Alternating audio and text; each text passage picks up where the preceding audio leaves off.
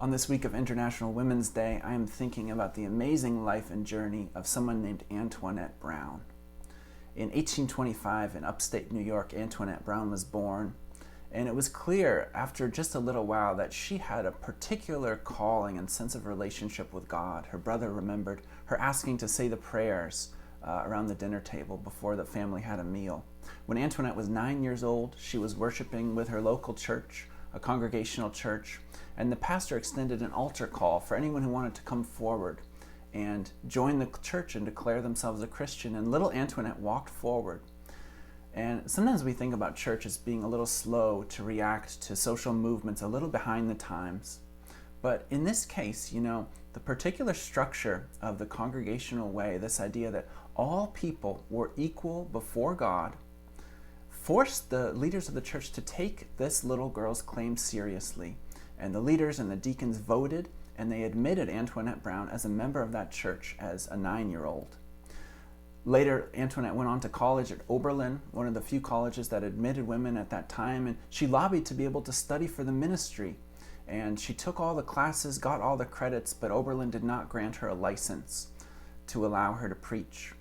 But Antoinette started to develop this amazing career as a writer and speaker. She became a sort of expert on social reform, women's rights, abolition, temperance. In 1850, Antoinette spoke at the first ever Women's Rights Convention, which followed up on the Seneca Falls meeting of a few years before. And Antoinette continued to tour. She would go around to different meeting houses and churches throughout New England. In 1853, she spoke at a little church in New York, and afterwards, some of the congregation came up to her and they said, "We are looking for a pastor. Would you consider being our pastor?" And Antoinette accepted the offer, and in 1853, she became the first woman to be ordained as a church minister in the United States. As you can imagine, there was immediate opposition, both within her congregation and on a national level. Some people stood up for her, but it was an incredibly hard position to be in, and that pastorate only lasted about a year. Antoinette went back to writing and speaking. Towards the end of her life, she was a speaker at the Amazing World's Fair in Chicago in 1893, and she spoke about women's rights. She imagined that there would come a day soon when she would be able to vote.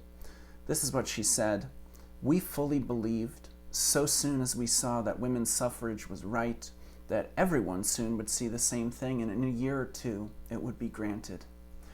In reality, it took a whole nother generation, really, until the 19th Amendment was passed, and Antoinette Brown, at age 95, was the last of these original leaders of the women's rights movement to still be alive. And she cast her first vote in 1920 as a 95-year-old, nearly blind.